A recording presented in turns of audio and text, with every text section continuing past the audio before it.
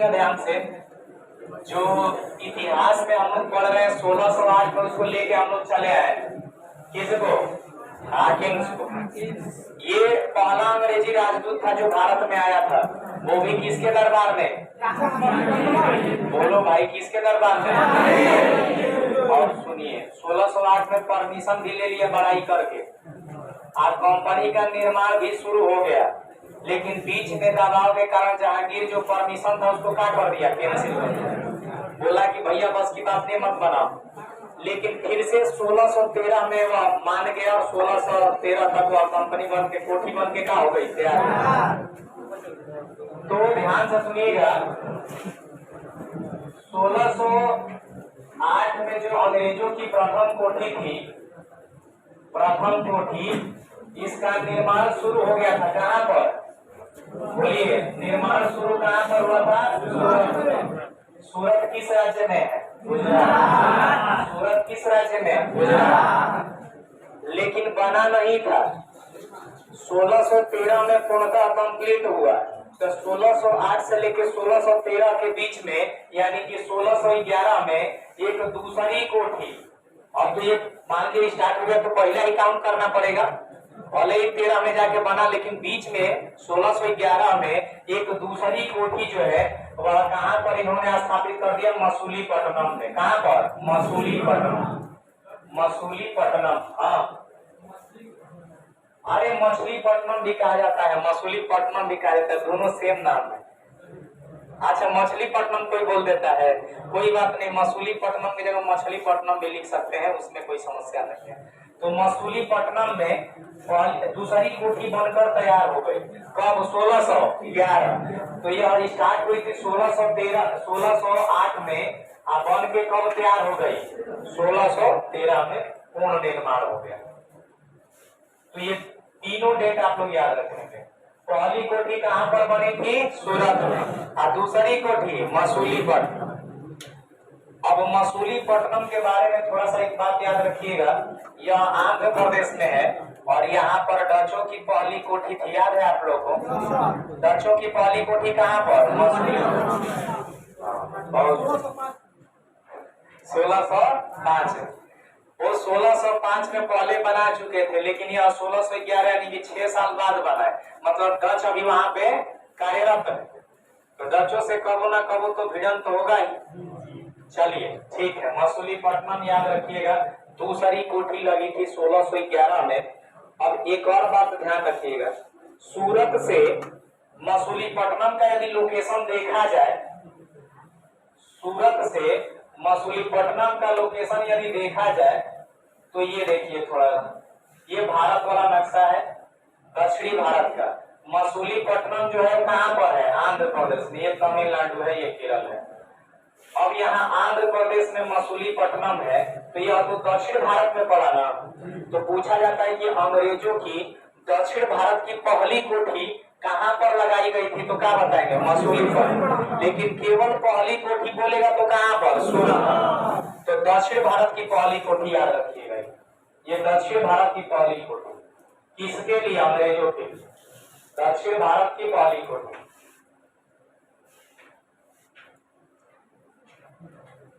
समझ में आया क्या बोले हम? सूरत यहाँ पर है, सूरत यहाँ पर है। सूरत दक्षिण भारत में नहीं आता है, ठीक ना। तो सूरत से दूसरी कोठी जब बनी हुआ मसूलीपट्टनम में, तो सीधा सीधा याद रखिएगा, अंग्रेजों की दक्षिण भारत की पहली कोठी कहाँ पर लगाई गई? मसूलीपट्टनम। अब मसूलीपट्टनम वर्तमान में है कहाँ पर? आंध्र प्रदेश। और कब लगी थी? 1611 में। क्लियर है इतना? 1608 में हाकिंस आया, परमिशन लेके सूरत में कोठी का निर्माण स्टार्ट करवाया, लेकिन परमिशन कैंसिल हो गया। 1613 में कंप्लीट। उसी दौरान दूसरी कोठी 1611 में मसूलीपट्टनम में लगाया गया और यह अंग्रेजों के दक्षिण भारत की पहली कोठी थी। ये 3-4 बातें आप लोग याद रखेंगे। अब आगे जैसे ही बढ़ेंगे, ये चला गया, कौन चला गया? हाकिंस। हाकिंस जब गया तो वहां से जेम्स प्रथम था, वो भेजा किसको? Thomas Roe. Sir Thomas Roe का नाम सुने होंगे आप। आया 1615 में। उस टाइम भी कौन शासक था? जहांगीर। कौन था? जहांगीर। तो चलिए टॉमस रो के बारे में देखते हैं। बहुत प्यारा कहानी है इसके बारे में पढ़ना। ये आप लोग नोट कर लिया है ना? हाँ, नोट करते रहिए। नोट ही नहीं करना, यहाँ पर याद करके नोट करिएगा। ही नहीं कि देख देख लिखेंगे तो पिटा जाएंगे आप लोग। चलिए देखिए, बात है 1615 की। कब की बात है? 1615 कि किसका याद था? हाँ हाँ,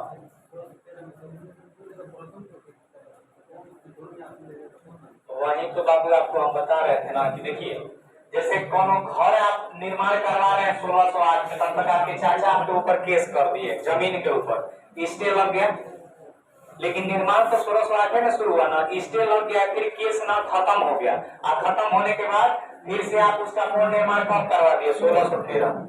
तो स्टार्टिंग वर्ष आपको 1608 ही याद करना है कि कब बनी थी, तो 1608। लेकिन पूर्ण निर्माण की जब बात करेगा तो हम क्या कहेंगे? 1613। क्लियर है? एक ही कोठी है, ये मत सोचिएगा 1608 में दूसरा, 1613 में दूसरा। ये एक ही कोठी का 2 वर्ष है, क्योंकि बीच में रुक गया था, परमिशन कैंसिल हो गया था, बोल दिया था कि मत बनाओ समझ। चलिए देखिएगा, जेम्स प्रथम ने टॉमस रो को कहां पर भेजा? भारत। कब? 1615। तो 1615 में कौन आया था?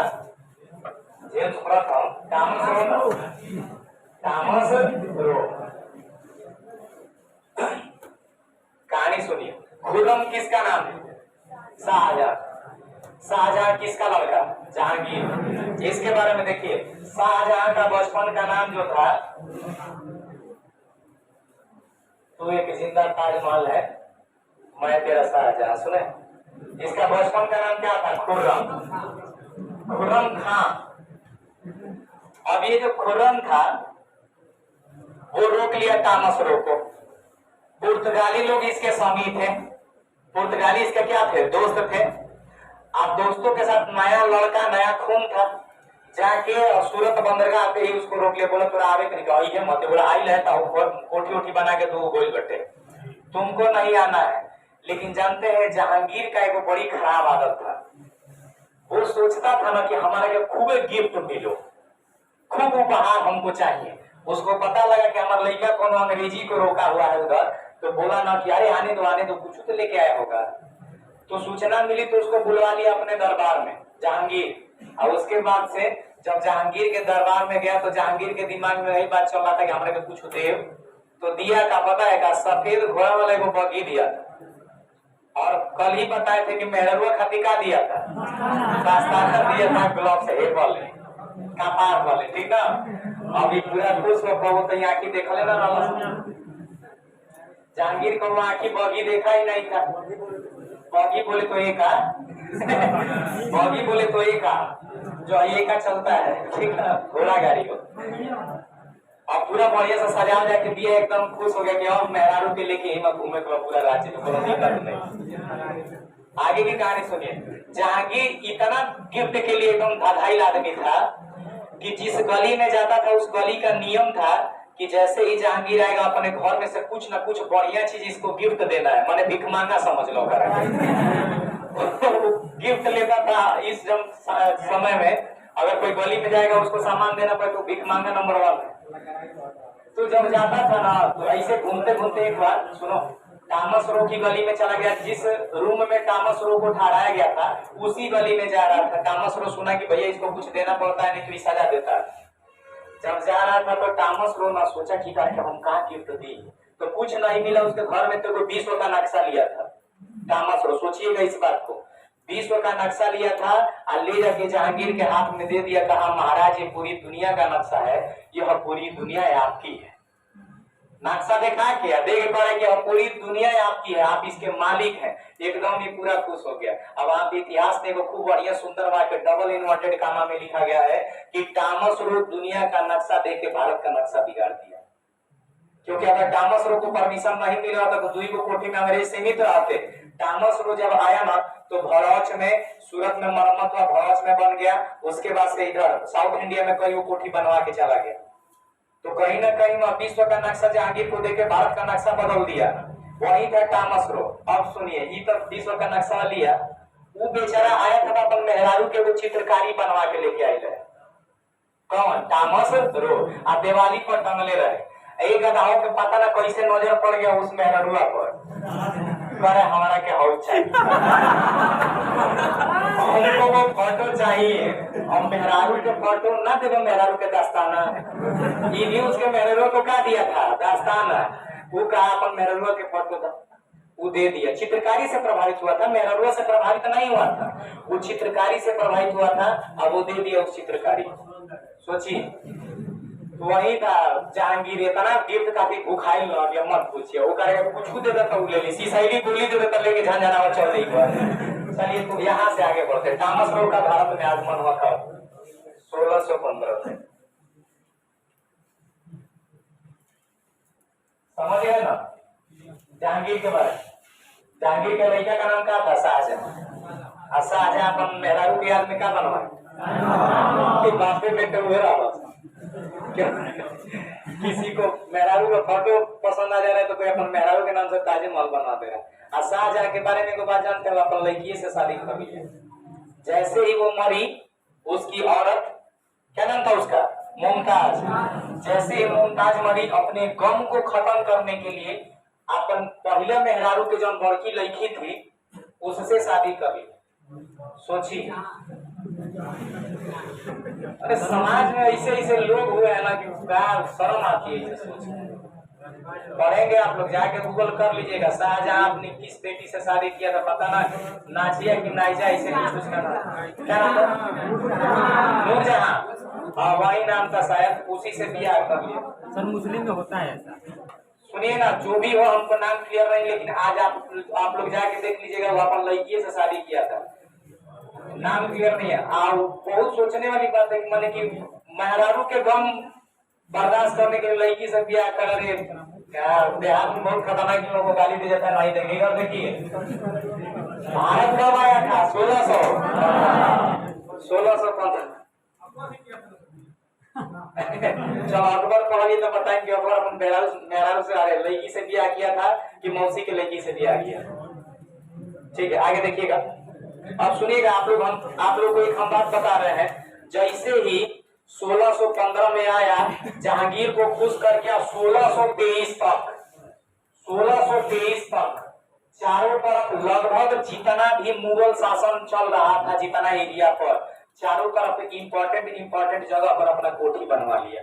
तो यहाँ तक हम लोग याद रखेंगे कि सूरत, आगरा, भड़ौच, अहमदाबाद और मसूलीपट्टनम सब जगह कोठी लग गया था। सूरत, भड़ौच, भड़ूच जिसको कहा जाता है, अहमदाबाद,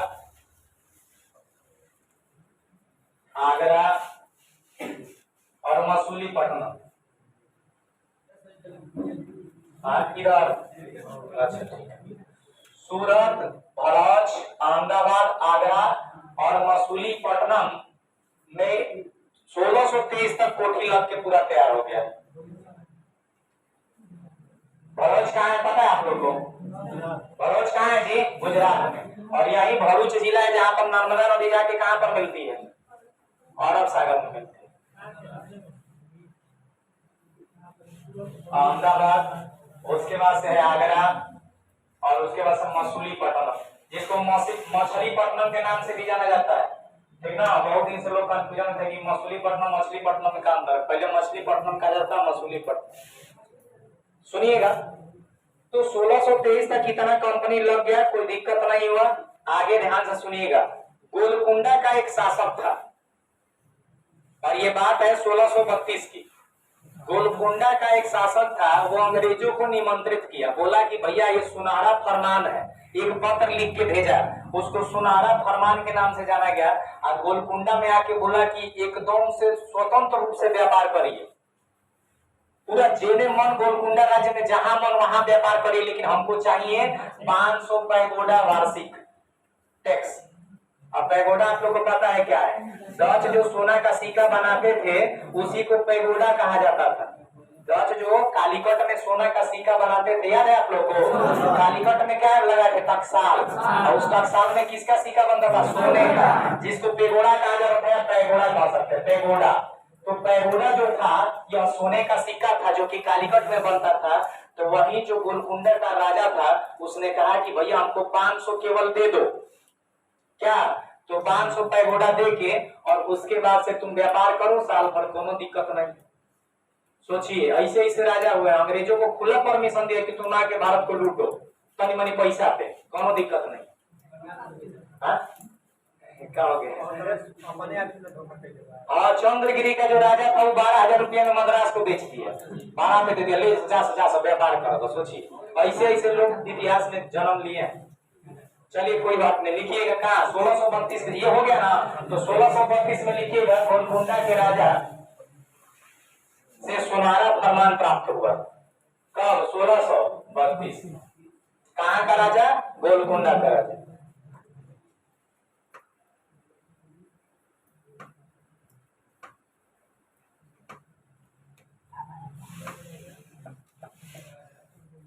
गोलकुंडा के राजा से क्या प्राप्त हुआ? सुनहरा फरमान। ये सुनहरा फरमान याद रखिएगा, सुनहरा फरमान नाम ही दिया गया था उस पत्र को, सुनहरा फरमान। और सुनहरा फरमान में क्या था? तो भैया गोलकुंडा में व्यापार के लिए अंग्रेजों को खुली छूट।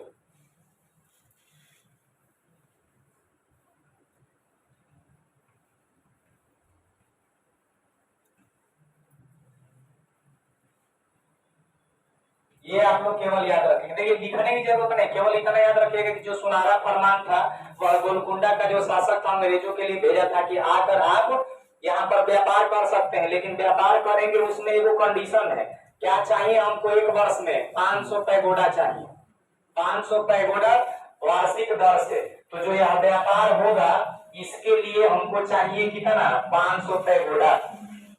500 पैगोडा टैक्स कह लीजिए या फिर प्रतिवर्ष कह लीजिए, टैक्स, प्रतिवर्ष टैक्स चाहिए।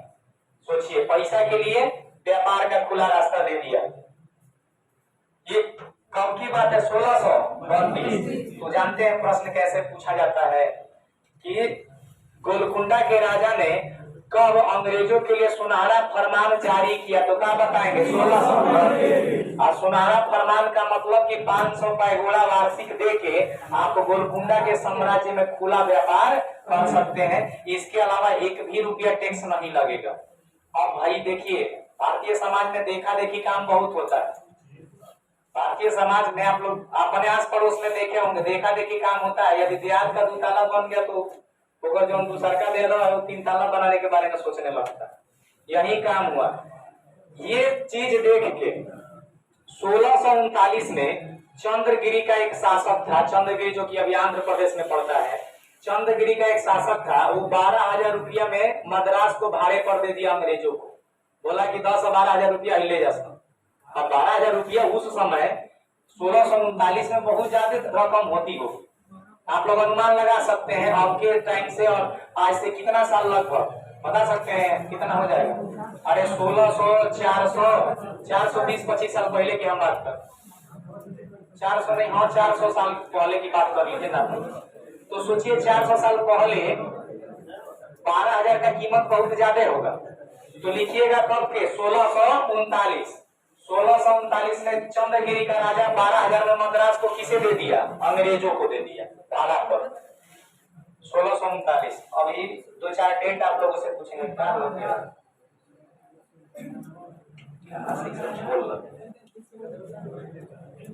हो गया एक बार और? ठीक है बताइए 1639 बताएंगे, सुनिएगा। 1639 में जो चंद्रगिरी का राजा था 12,000 रुपया पर मद्रास को क्या कर दिया? भाड़े पर दे दिया। हाँ तो इसको नोट कर लीजिएगा 1639 में। एक डेट वाइज हम चल रहे हैं, जो डेट ज्यादा इंपॉर्टेंट वो यहाँ पे नोट कर रहे हैं। 1639 में चंद्रगिरी के राजा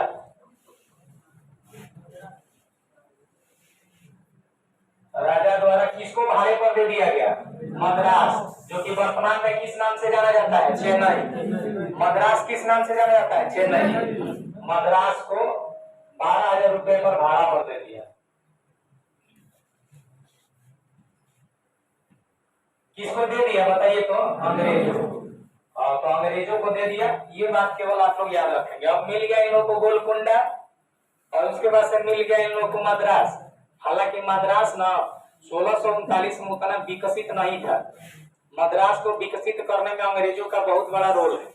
मुंबई को विकसित करने में भी अंग्रेजों का बहुत बड़ा रोल है।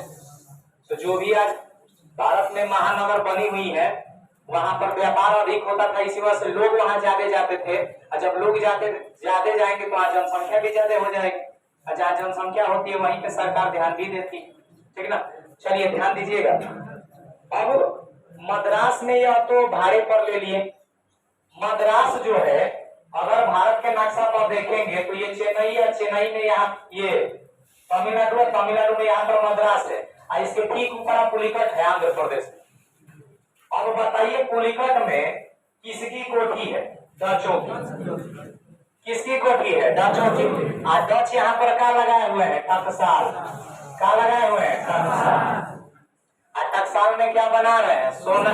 सोना का सिक्का।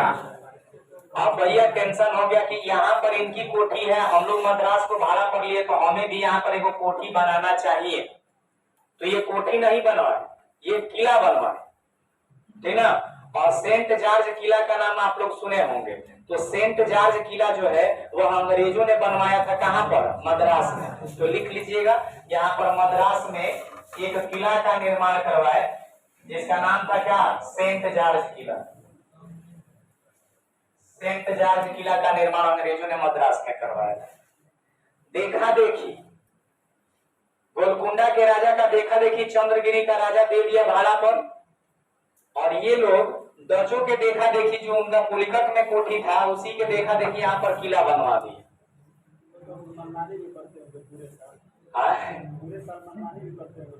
अरे बिल्कुल बिल्कुल, कहने का मतलब यह है कि एक मान लीजिए कि बाउंड्री है, यदि पगहा बांध को गाय को ले जाते हैं तो अपने हिसाब से चरवाएंगे उस बाउंड्री में। अब क्या कहे कि गैया एक दिन 2 लीटर अधिक दूध दे दी, तो यार पगहा खोली के छोटी की जो तोरा मन में जितना चर, तो वो चरबे नहीं करेगी, धान धूम के एकदम बर्बाद कर देगी। वही इन लोगों का हालत था कि कई बार साल भर का टैक्स दे दिए ना, साल भर एकदम गर्दा में अपने हिसाब से वहां पे व्यापार करते थे, अपने हिसाब से लोगों को ट्रीट करते थे। तो कहीं ना कहीं अत्याचार तो होगा अपने लाभ के लिए। चलिए तो याद रखेंगे आप लोग कि अंग्रेजों ने मद्रास में कौन सा किला बनवाया? Saint George. कौन सा किला? Saint George. अब पहले से पुलिकट में इन लोगों का डचों की फैक्ट्री थी, जहाँ पर क्या लगाया गया था? टकसाल। और टकसाल में क्या बनाया था? सोना का सिक्का। एक बार प्रश्न पूछा गया था पैगोडा क्या है, तो पैगोडा के बारे में याद रखिएगा, यह एक सोने का सिक्का है जो किसके द्वारा ढाला जाता था? डचों के द्वारा। चलिए बहुत सुंदर। अब हम लोग आगे बढ़ते हैं, चलते हैं 1651 में। 1651 में क्या हुआ कि हुगली में व्यापार की अनुमति ले लिए लोग। हुगली जानते हैं ना कहाँ पर है? कहाँ पर है? पश्चिम बंगाल।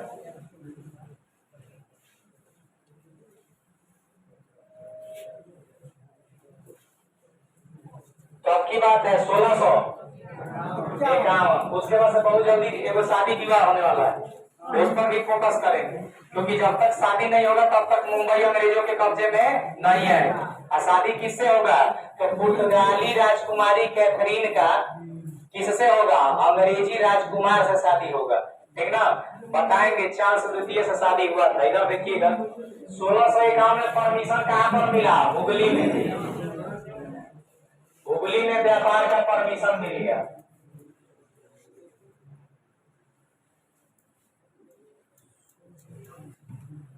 जब व्यापार का परमिशन मिला भैया 1651 में हुगली में, तब उसके बाद से बंगाल, बिहार और ढाका में कारखाना खुल गया।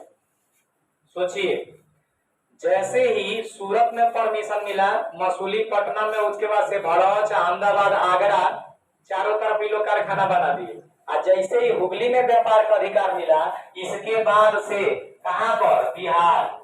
अब बिहार में स्पेशली कहां पर? पटना, ठीक ना। उसके बाद से बंगाल और उसके बाद से ढाका। ढाका, ये टोटल जगहों पर इनको मिल गया परमिशन कि भैया यहाँ पे कोठी लगा लीजिए, और लगा दीजिए। धीरे धीरे अंग्रेज बहुत ज्यादा मजबूत हो रहा है। आए थे व्यापार करने, लेकिन अब धीरे धीरे वर्चस्व बना रहे हैं। अब वर्चस्व बनाने के बाद हुआ क्या, आ गया 10 साल बाद 1661। पुर्तगाली अभी तक धीरे धीरे कमजोर हो गए थे। जो पुर्तगाली थे 1661 में कमजोर हो गए थे, क्योंकि देखिए आए थे 1498 में, 1494 में मन भी उग गया, धीरे धीरे सब हो गई। 1661 में यूरोप जो राजकुमारी जिसका नाम क्या था, कैथरीन, उसका विवाह जो है वो चार्ल्स प्रथम से करवा दिए, जो कि अंग्रेजी राजा था। कब, 1661 में। आज जब ब्याह करवाए ना, सुनिए बता रहे, जब ब्याह करवाए तो देखिए जमीन मुंबई है भारत का, लेकिन बोले ना कि हमारा भारत में मुंबई है, आपको हम दहेज में देते हैं। सोचिए, जमीन भारत का है, आप ब्याह ही लोग यूरोप में कर रहे हैं, आप ओइजा भारत की जमीन कर रहे हैं कि जा तू ओइजा बांटे हमारी जमीन, उस तुम्हारा नाम में हो गई। अब जब चार्ल्स प्रथम को मिल गया यह जमीन, तो मैं राजा महाराजा आदमी जाएगा रहने के लिए वहां पे नहीं। ठीक 7 साल बाद यानी 1668 में जो ईस्ट इंडिया कंपनी ब्रिटेन से आई थी, वो ब्रिटेन का राजकुमार था, बोला कि अगर तुम्हारी कोनो दिक्कत हुई तो हमारा प्लॉट बाटे मुंबई में, पूरा मुंबई हमारा है, जाके वहां पे तुम लोग व्यापार कर सकते हो, कोई दिक्कत नहीं है। तो 1661 ईस्वी में जो राजकुमार था माने राजा था, वह मुंबई को किसे दे दिया, ईस्ट इंडिया कंपनी। 1668 में कब दे दिया, 1668।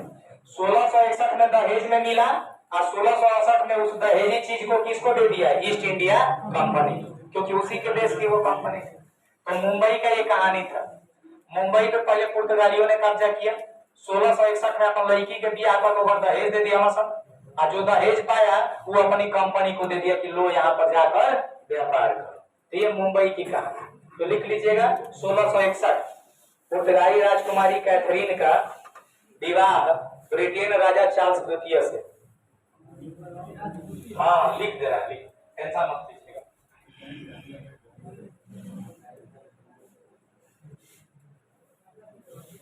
पुर्तगाली राजकुमारी, बोलिए क्या नाम था, कैथरीन। अच्छा, वास्को डी गामा का लड़की का नाम क्या था, किसी को पता है?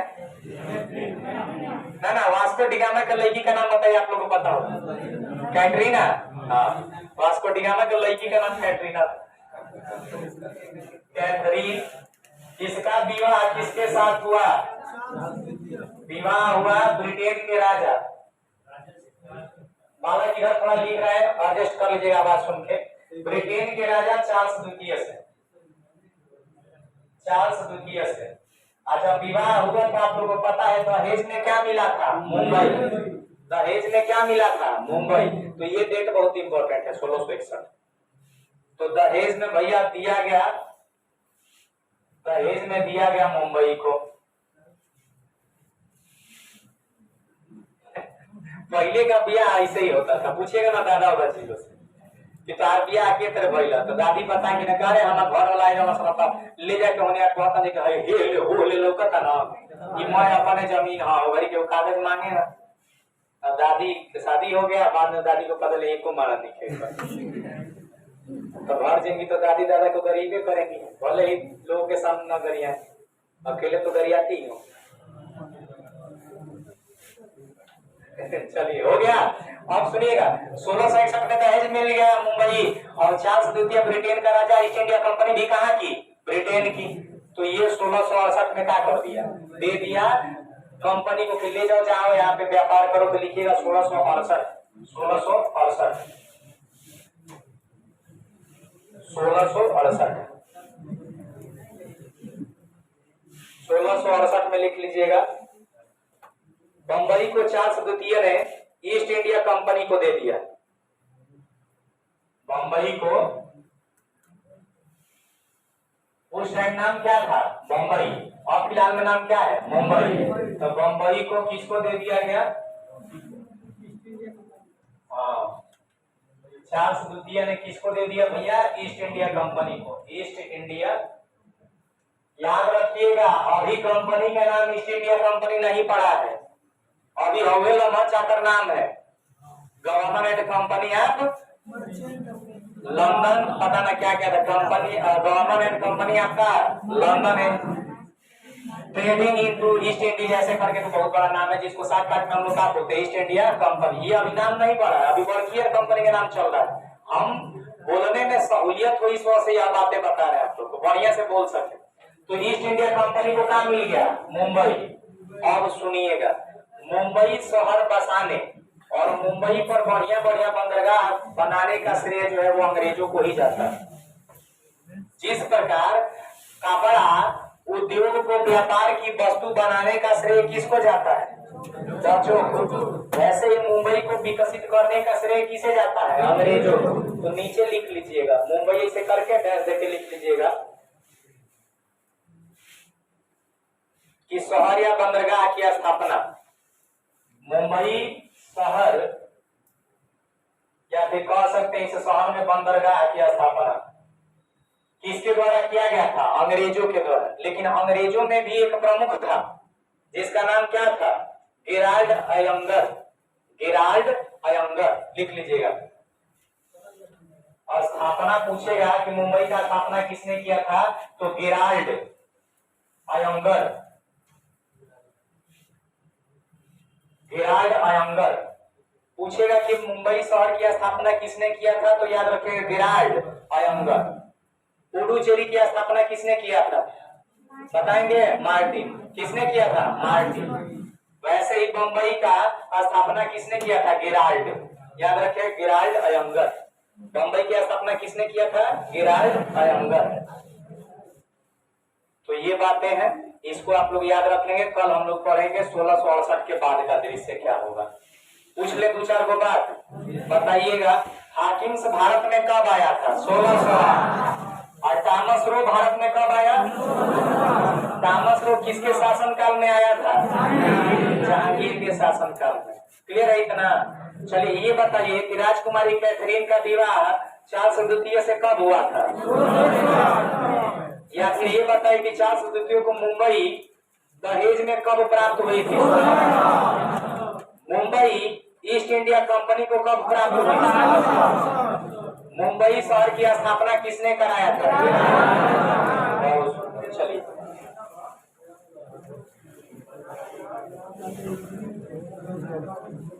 होमवर्क बना क्या है? कब वो नहीं आ रहा, समझे में नहीं आ रहा। ये बताइए कि जो 44 दिया गया था वो तो हो गया होगा ना? बताइए 44 को नहीं हुआ है, 15 को भेज दिए। 44 15 कितना होता है? 59। केवल 3 बताना है 44 में से, और इसमें से एक बार तो बुझाता है कि शुरू से 9 तक पता है। 9 के बाद 100 बताना है। दोनों बात ना हम बताएंगे। 10 नंबर ठीक। अरे टेंशन मत, 2 नंबर बताना है। 8 नंबर नहीं बता, 8 नंबर बताना है ना, कर लिए। सुनिए बात, सुनिए। 1 से 44 के बीच में बताइए कौन कौन बताना है?